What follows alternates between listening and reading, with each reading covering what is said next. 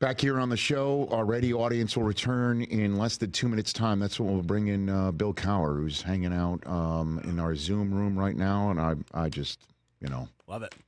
I couldn't be more excited. So much to talk about with him. One of my favorites I've gotten to meet. I think Vrabel's technically on the Cowher tree because he started in Pittsburgh. Oh, you know what? Patriots fans don't remember. He's a Steeler first. He's a Steeler first. Yeah. We got him in free agency. Hold on a minute. Let's bring in Bill right now. Bill, you there? You there, Bill? Yeah. I am there, and Chris is correct. We drafted Mike Vrabel out of Ohio State, made him an outside linebacker. He was a defensive lineman at the time, and after his 4 years, the true story is he wanted to stay, but I could not promise him a starting position. And I said, but, if you can get more money, quite frankly, if I were you, I'd go to get more money, maybe a chance to play more. But I'd love to have you back. You have a place here. And he left, and to this day, he always will remember the truthfulness with which I told him that story. Yep. And I think it's, he said to being honest with players is the way to go. That is the way to go. It's kind of funny, Bill. We've had the actor Ed O'Neill on this program, and your I don't know if you've heard this story. Your predecessor cut him in his first training camp season. Chuck Noll sat him down, and he's just like, it's my first year here, and I can't have you. It's basically what he said. Wow. But he said, I can send you to Philadelphia if you're interested. And Ed O'Neill said he retired on the spot, but he appreciated the honesty, Right. And, I think it's sometimes too, Rich, like even in training camp, sometimes you pull a player in and say, listen, there's not a place for you here. And quite frankly, I think you should think about, your future work. I says you can maybe make it somewhere else, but make sure you have a backup plan in life. And I think right now in the National Football League, you're going to be a fringe player. Unfortunately, we probably don't have the room for you here because we have some other better players. You may make it somewhere else, but you need to start thinking about life after football. So I think just giving people a sense where they are, a sense of perspective is very important in the coaching profession. Bill Cowher here on the Rich Eisen Show as we're back here on the radio network and the also Roku Sports channel where we've been chit-chatting with Bill for a couple of minutes from CBS, Pro Football Hall of Famer, and so much more. Bill, so when do you head to Kansas City? Tomorrow? Saturday? Heading out Saturday. Yeah. Okay. Head out Saturday, and the weather doesn't look too bad. Okay. It's high at 24, so it's that's okay. It's single digits here in New York City, so we're good. Right. I'm sure you're prepared for the Arctic blast. But speaking of, what a blast! Obviously, it's going to be there. Allen and Mahomes. It's their fourth playoff meeting. That's one shy of the amount of times that Brady and Peyton Manning took on each other, Bill. And it's the newfangled, I guess, 21st century classic battle here. How do you see it? What's your keys to this big game that's going to be on CBS on Sunday? Well, I think, Rich, when you look back, we were at the game that was up in Buffalo in Week 11. Yep. We were actually took our show up there before the game and had a chance to sit down with Sean McDermott the night before. I kind of went over and got to see him and Joe Brady and got to know these guys a little bit in the offseason. So, and I know Steve Spagnuolo and Andy. And how about Steve Spagnuolo and Sean McDermott were on the same staff with Andy back in 2006. So they know each other. I feel like Buffalo, there's a little different vibe this year. There's a freedom with which Josh Allen is playing. I think that there's a responsibility he's taken leadership element-wise to another level this year. And I think this football team's healthier than they've been in years past.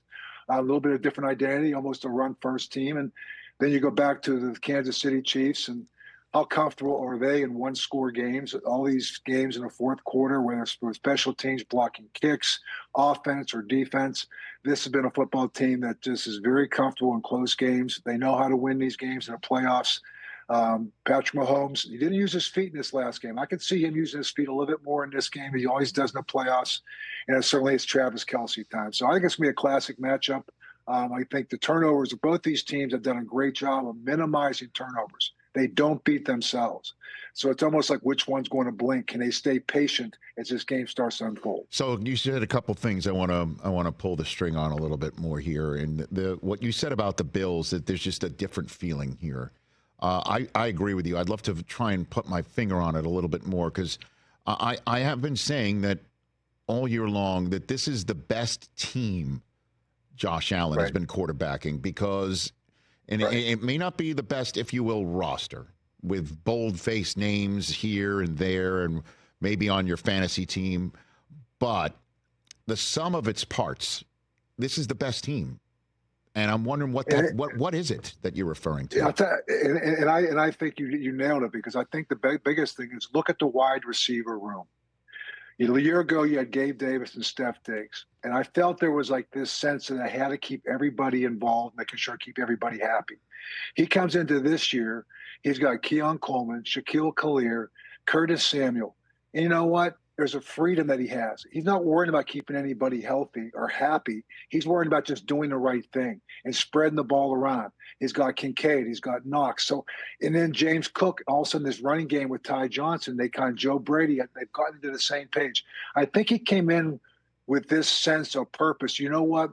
We may not know anybody in this room, but we're going to do this thing together. There's a selflessness that's on that team right now where no one really cares what the numbers are. The only thing that matters is the end of the day that they have more points than the other team. And I think no one exemplifies that more right now than Josh Allen with the way he's playing, his decision-making. He's not trying to force things and do too much. He's taking what the teams are giving him because he feels that element of responsibility. That's called leadership. That's called growth. And I think that's where he's taken it to another level this year. And then you mentioned about the Chiefs, their ability to not beat themselves and do what they do in one-score games. And, of course, many in the talking about a business call it luck. But there is a residue of design, right, when you get lucky. Yeah. But so what is that, though? How does one coach a team or coach it into people to make sure that you just drill down snap to snap, moment to moment, situation to situation, and don't make the mistake? How does one do such a thing, Bill? I think Andy Reid is a master at constant evolution. And I say constant evolution because I think he will turn over every stone through the course of a season. You know, you can go into a season with a certain identity, a certain plan that you have in effect. But all of a sudden, as the season comes along, it's about making the tweaks, making the adjustments, adhering to what you have. I think when he moved Joe Thuney to left tackle, that changed a lot of things. That fixed a lot of problems. Maybe a little bit weaker in the middle, but all of a sudden Patrick Mahomes got a little bit more time. And Joe Thuney, again, and his selflessness, being able to do that. I think they have one of the best defensive coordinators in the game of football, in Steve Spagnuolo. He will come after you. He will make you feel uncomfortable. You don't want to get in third and long against him. He's going to blitz you no matter what. He will draw people back. He's a hard guy to prepare for. And then I think they've kind of relied on this running game with Pacheco, and all of a sudden Kareem Hunt now becomes like the guy who's almost a hot hand. And then all of a sudden Travis Kelce is starting to step up in the play in the postseason. So they have so many different ways, and maybe have the best kicker in the playoffs that are left. Harrison Butker. I mean, think about all the other teams that got some kicking issues. And so this team doesn't have a weakness. They don't really have a flaw. Probably don't have a strength that's better than any other team, but collectively, their mindset, the way they approach the game, their psyche in the fourth quarter of a game. They got one of the greatest guys in the world, and that's Patrick Mahomes. He answers every question, doesn't flinch. And again, this is why they're 2 games away from a three-peat.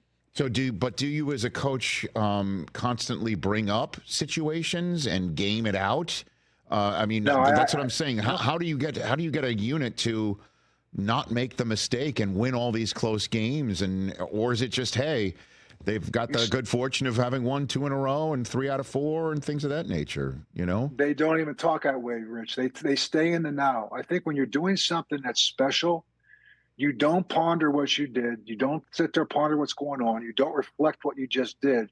You stay in the now. And part of the now right now is constantly tweaking what you have, whether it's tweaking what you have because of the opponent or whether it's tweaking what you have because of your situation from a health standpoint. So I think you kind of simplify it. And I think when you have great players, they can concentrate on one thing. So I don't think you want to give them a whole lot to think about. And I always felt like that was the thing to me I learned down through the years of coaching, is to stay in the now, which is really right now is keeping the players mentally focused on what's in front of them, where it's that particular day, and more importantly, that particular week, and not think about the consequences, not pondering the future, not reflecting on what you just did. You have time for that to do that when it's all said and done. And I think for this football team, they keep finding a way to win each and every week, trying to take that little chip on their shoulder, which I think right now, almost to me, the Buffalo Bills have what the Kansas City Chiefs had last year. A chip on their shoulder, tell us we can't do something. We're underdogs at home. We're underdogs on the road, and all of a sudden they're kind of taking this thing and kind of running with it. So there's nothing like I had a little chip in the playoffs. I know I try to create that every year. All the doubters that are out there, all the things they say we can't do, I reminded our team about what was being said about us. Bill Cowher, Pro Football Hall of Famer, and also member of CBS Sports and the NFL on CBS and CBS, the NFL Today, which will be emanating from Kansas City for the AFC Championship game on Sunday, right here on the Rich Eisen Show. Let's talk about Jayden Daniels, Bill. And he's got 14 wins on the season, including the playoffs, which matches somebody that you know very well for the most wins in a rookie season, including the playoffs, and Ben Roethlisberger, your guy, back in the day in 2004. How much did you put on Ben's plate compared to what you're seeing the Commanders put on Jayden Daniels' plate, Bill? I think Jayden Daniels has had a lot more put on his plate, Rich, than Ben did. Ben eased into it as the season went along. We gave him more and more as he became more comfortable with what he was doing. But I think what they've done this from day one. Jayden Daniels, Ben started the season. He was actually a backup to Tommy Maddox and to Charlie Batch, but he got inserted into the first start in the third week of the season. So, we had to kind of bring that along, but certainly what he did was unbelievable. But can I just make this comparison? If you look at this Washington Commander team, in 2005, Ben's second year, we started off 7-2. So did Washington. We lost 3 in a row to go to 7-5. So did Washington. We won out the rest of that season and entered the playoffs as a number 6 seed. So did Washington. And we had a quarterback who was 23 years old in his second year. Jayden Daniels is 24 in his first year. I kind of seen this story unfold before. So, there's something about, the comparisons. And I've actually texted Dan Quinn and told him, like, I've watched this movie before. And I said to him, as I said to you, stay in the now. I know the next chapter, but don't you worry about it. Just keep doing what you're doing. Stay in the now. Jayden doesn't blink. He doesn't flinch in the moment, biggest of moments. Cliff Kingsbury has done a great job with him on that side of the ball. I give a shout out to Adam Peters. Think about the players he brought into this football team in this particular year. Certainly starting with that young man with Jayden Daniels, but Austin Eckler, Frankie Louvel, Marshawn Lattimore, Bobby Wagner. You can go right down the line. They have transformed this team and this organization almost overnight. A lot of credit, number one, goes to Dan Quinn, no question. But Adam Peters deserves a lot of credit for what he did in terms of restocking that football team. Yeah, I mean, it is year 2 of the new ownership group, right? And then obviously number 2 overall pick, Jayden Daniels, comes in. And it is, I have been saying, Bill, all week long that he is the greatest rookie quarterback I've ever seen, with all due respect to Ben, who was, that was our first full year on NFL Network, man, watching him. You had a big decision that I believe it was a week 3 game in Miami. There was a hurricane that moved the time of the game from 1 o'clock to 8 o'clock. You went with the rookie instead of Charlie Batch. I think Alan Faneca, who you share a room with in Canton, and Ben will one day too, was just like, what the hell are we doing with a rookie? He comes in and wins 14 in a row. And I'll never forget that. And it was truly amazing. But you didn't put, there was a lot of kind of, let's manage the game a little bit. Let's not do too much, Ben. That's Dick LeBeau's defense. That's Jerome Bettis. Let's just, take it easy. And they don't do that with Jayden Daniels at all. It's the opposite, They do, right. And the other thing that we did, Ben did, on his own, he had a little Josh Allen in him. He felt more comfortable outside the pocket. So he could escape the pocket. It became street ball. So he didn't have to go through progressions, didn't have to listen to anything. And he was out there making it look so easy. And I remember sitting there with Ken Wisenhunt. I said, Ken, I'm going to pull him in and tell him he can't continue to do it. He's got to go through his progressions. I want him to understand this is not sustainable. I said, when I get done talking to him, can you tell him it's okay? Just keep doing what he's doing. So it was good cop, bad cop. I wanted to make sure I said it. He was mad at me all the time. He was mad at me. I said, I can't make sure it's okay. I kind of like what he's doing because we can't script up these plays. He's just making them all up on the field. So a little bit of Josh Allen. But I think what you're saying is true. I think with Jayden Daniels and Cliff Kingsbury, the things that he does, his decision-making and his decisiveness in doing so, to me, is just so veteran-like. He's so comfortable and kind of has got that really kind of a laughing and no pressure on him, just going to take it the moment in. And a great competitor, and just, again, his accuracy on the deep balls, his ability to get out of the pocket when he has to, the design runs that they do with him. I think Cliff has done a masterful job, honestly, in getting this kid ready to play. And Dan Quinn has got this football team kind of playing with a chip on their shoulder. And, it's like I said, I've seen this movie before. I love it. Yeah, because the play used to begin with Ben after he escaped the pocket, not with the snap. Yeah. When he extended the play, that's when the play used to begin with Ben. And I love that. See, Bill, this is why you got to bust in Canton, man. Like you're like, I'll be the bad cop. Can you go in and tell him it's still okay? Because you do need some of that. You do need some of that.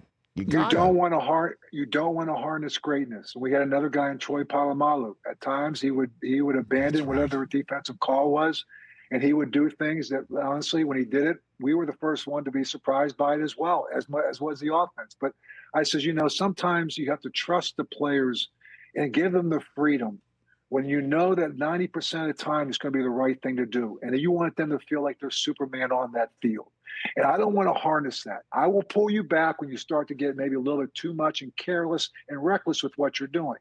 And I'll be the first one to tell you, stay within the system, play smart, see the situation on the game. I mean, make sure that we don't turn it over. So these are the things, again, you don't want to harness greatness. You want to keep things kind of some degree of guardrails in there, but there are certain players, you got to let them be free and be who they are. A few minutes left with Bill Cowher here on the Rich Eisen Show. And before I let you go, I would be remiss without talking about the man who succeeded you in Pittsburgh, Bill. And I was saying here, I'm the biggest Tomlin fan there is, and I'm seeing Andy Reid in his second act, right, to leave the state of Pennsylvania, find another spot after it did appear that maybe things had run out of steam in Pennsylvania, and seeing what he's doing. And I'm wondering if Tomlin's thinking the same thing or should think the same thing based on what's been going on there, which is success, but not the ultimate success that Steelers fans and Tomlin expects. So what's your opinion of the future, Mike Tomlin, the Steelers, and everything that is going on in Western PA,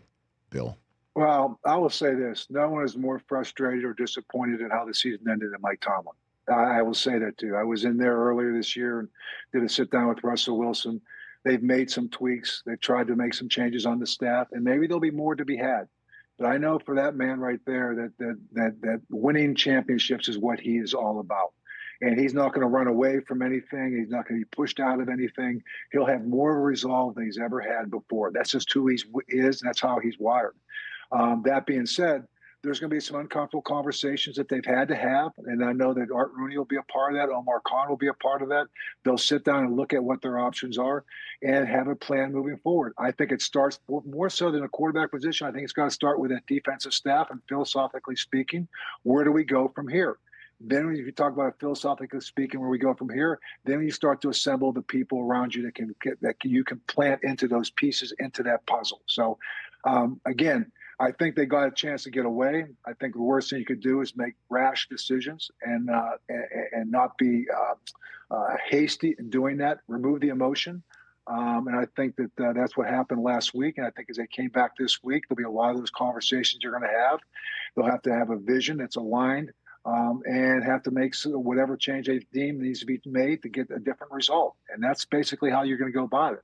And again, I'm not sure what those conversations are. I know one thing. It starts with the coaching staff first, then make the decision with the players. So that's where they have to be. They have to be aligned. They have to make that decision, and then you start to move them forward with what your options are at quarterback, what your options are in free agency, decisions you have to make on your own free agents coming up, who's out there and the other thing. Then, get ready for the draft. It's very busy this time of year.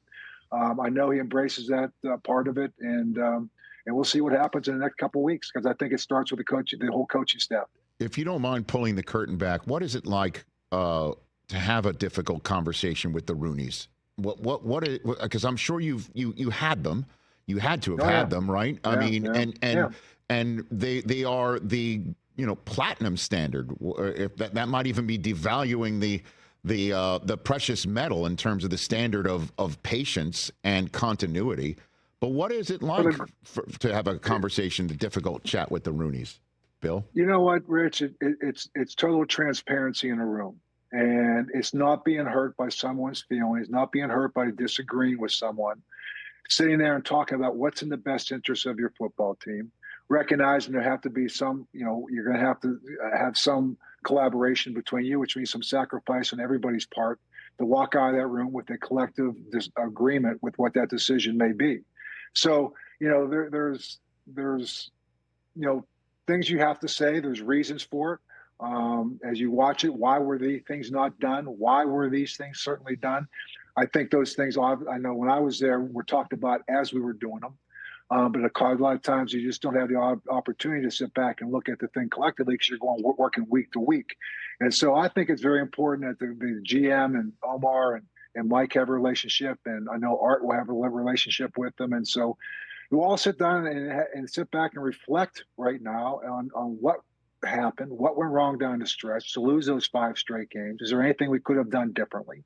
Is there anything moving forward that we feel like that we are holding back on? So I think there's a reflection that takes place. There's got to be a vision that's also there with where we are, a realistic vision, and then the necessary changes that need to be made. So again, those are conversations that are had more than this one day. It's on a collective day because you start to ponder and start to reflect on some of the conversations you have on the previous day. You let them set in and say, okay, well, I thought about this more. Okay, but if this happens, there's a repercussion. So there's always choice, repercussion, what's the consequences of that? So all those things, all the hypotheticals that we don't deal with in the media, those hypotheticals are all discussed in the back room of these meetings. Bill, really appreciate the time. Always love our chats. Before I let you go, is there a backstory to this moment earlier? What are we seeing here when you were in Buffalo? What do we got here? What's happening? So we got a 67-year-old man airborne. Okay, and look at the look on the face. That is a determined man right there. I'm going to break this freaking table. And now there's my boys. There's my boys helping me up. Yes. So that's my teammates. There's Matt, JJ, and Nate right there picking me up, and JB's just enjoying every second. So there was a soft landing. Is that what you're saying, or you just went for it? Well, I played in the NFL, Rich, for 5 years. Yes, sir. I got knocked on the ground a lot, so I learned how to fall. I wasn't the greatest athlete, so I played special teams. I was a backup player. So being on the ground was not new to me. So I knew how to fall. I've learned how to do that down through my years. Right. I just applied my experience to the table. Just took it one table at a time and hope for the best. One table at a time. Not looking too far ahead. Have a great time in Kansas City. I'll be watching. Great stuff all year, and always appreciate catching up with you. Thanks for the time, Bill. And good luck at the Combine. Thanks. I'm pulling for you. I want to see your best 40 yet. Let's go. I appreciate it. The fact that you're pulling for me means I won't pull anything. That's what I'm hoping for. Take care, Bill. You be well. That's good. The great Bill Cowher, Pro Football Hall of Famer. Yes. Love that guy. So lucky that we have a relationship for me to ring him up. And he says, sure, I'll come on and talk about all this neat stuff. They're going to Kansas City for the AFC Championship game. Love watching him on the air. Great to see him as always. Catch the Rich Eisen Show every single day on the Roku channel, 12 to 3 Eastern for free.